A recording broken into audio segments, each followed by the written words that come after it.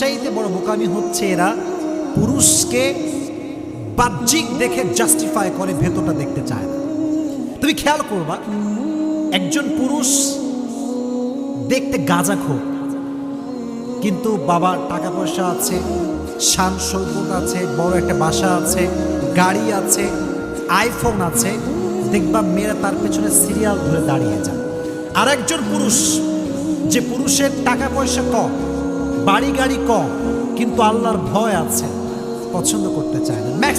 Maximum people পছন্দ করতে চায় না, কারণ নারীরা বাহ্যিকের পাগল হয় বেশি। এর কারণ কি জানেন? নারীদের এই হৃদয়টা আবেগ মায়া দ্বারা ভরা, এবং নারীদের যে ক্যারেক্টার, এটা হচ্ছে সহজ সরল ক্যারেক্টার।